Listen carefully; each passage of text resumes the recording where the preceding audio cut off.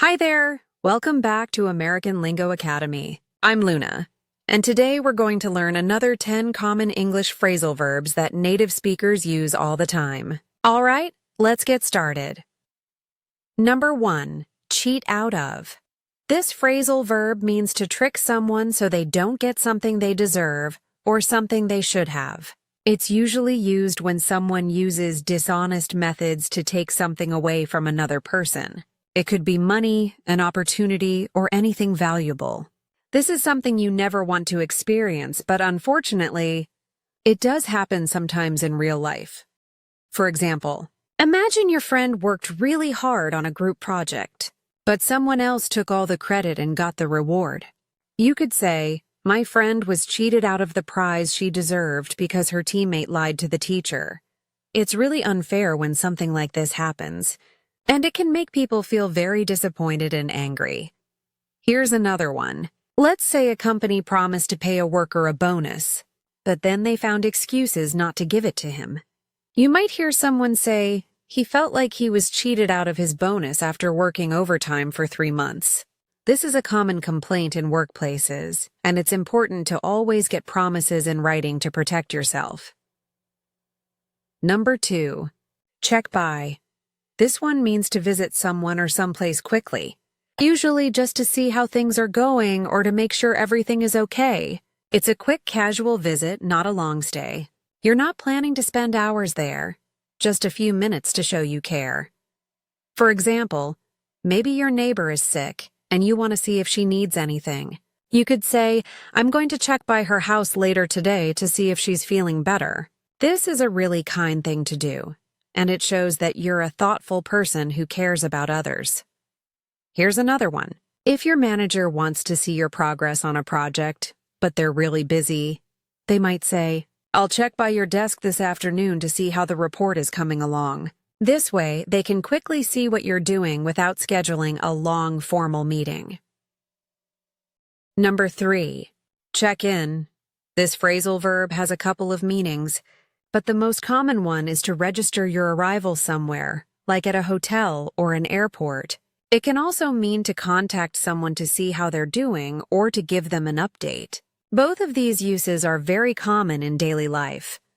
For example, when you arrive at a hotel for your vacation, you go to the front desk and say, "Hi, I'd like to check in, please. My reservation is under the name Smith." The hotel staff will then give you your room key and tell you where your room is located. Here's another one. Maybe your mom is worried about you during a trip, so she asks you to call her. You might send her a message saying, "Just wanted to check in and let you know I arrived safely. Everything is great here." This will make her feel much better and less worried about you. Number 4, check into. This means to start investigating something or to get more information about a situation. When you check into something, you're looking deeper to find out details or to understand what's happening. It's like doing detective work to solve a mystery or answer a question. For example, let's say your phone bill is much higher than usual this month. You might call the company and say, "I need to check into why my bill is so high. There must be some mistake." The customer service person will then look at your account and help you figure out what happened. Here's another one. Imagine your friend tells you about a great online course and you're interested. You could say, "That sounds really interesting. I'm going to check into it this weekend and see if it fits my schedule." This means you'll research the course, look at the details, and decide if it's right for you. Now, before we continue, if you're enjoying this lesson and finding these phrasal verbs helpful, please hit that like button and subscribe to our channel. We post new videos every single day to help you improve your English. Your support really means a lot to us. Okay, let's keep going. Number 5, check off. This means to mark something as completed on a list. When you finish a task or an item, you check it off, usually by putting a check mark next to it. It gives you a nice feeling of accomplishment. Many people love making lists and checking things off because it helps them stay organized and motivated. For example, you have a shopping list with 10 items. and as you put each one in your cart, you mark it as done. You could say, I love checking off items on my list. It makes me feel so organized and productive. There's something really satisfying about seeing all those check marks on your list. Here's another one. Maybe you're planning a wedding and you have 100 things to do. After you choose the flowers, you might tell your friend, finally, I can check off the flowers from my wedding to-do list. That's one less thing to worry about. Planning a wedding is stressful, so checking things off the list helps you feel like you're making good progress. Number 6. Check out. This is a very common phrasal verb with several meanings. The most common ones are to leave a hotel after your stay, to look at something interesting, or to pay for items at a store. It's used all the time in everyday English.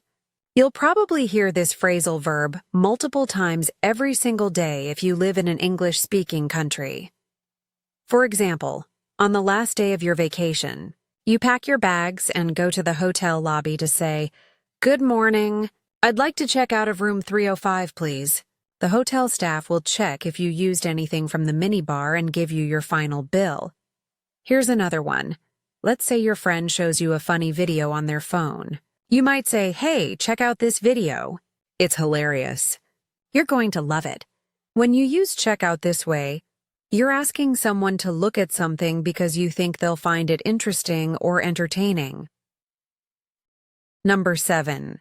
Check out of. This specifically means to officially leave a hotel or hospital after finishing your stay there. You usually pay your bill and return your keys or complete any final paperwork. It's a more specific version of checkout that tells us exactly where you're leaving from. For example, after a wonderful 3-day stay at a beach resort, you go to the reception desk and say, "We had an amazing time here, but now we need to check out of the hotel. Our flight leaves in 2 hours.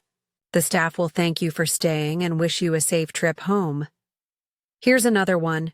Imagine someone was in the hospital for a few days after a surgery, and now they're healthy enough to go home. You might hear the doctor said, "Everything looks good, so I can check out of the hospital tomorrow morning." This is always good news because it means the person is feeling much better. Number 8. Check over. This means to examine something carefully to make sure it's correct or in good condition. You look at all the details to find any mistakes or problems before you finish or submit it. This is an important step that can save you from embarrassing errors or costly mistakes. For example, you just wrote an important email to your boss, but you want to make sure there are no spelling mistakes. You could say, "Let me check over this email one more time before I send it. I want everything to be perfect." Taking this extra minute to review can make a big difference in how professional you look. Here's another one. Maybe you're buying a used car and you want to make sure it works well. You might tell the seller, "I'd like to have my mechanic check over the car before I decide to buy it." This is a smart thing to do because a mechanic can find problems that you might not notice yourself. Number 9. Cheer on. This means to shout encouragement and support for someone, usually during a competition or when they're trying to do something difficult. When you cheer someone on, you're showing them you believe in them and want them to succeed. It's a wonderful way to support the people you care about. For example, your daughter has a soccer game this Saturday, and you're really excited to watch her play. You could say, "I can't wait to cheer on my daughter at her soccer game. I'll be the loudest parent in the stands." Kids love when their parents come to watch and support them. Here's another one. Imagine your best friend is running their first marathon, and you go to watch and support them. You might say, "I stood at the finish line to cheer on my friend. When she saw me, she smiled and ran even faster." Your presence and encouragement can give someone that extra boost of energy they need to finish strong. Number 10. Cheer up. This means to make someone feel happier when they're sad or upset, or to become happier yourself. It's about lifting someone's spirits or having your own mood improve.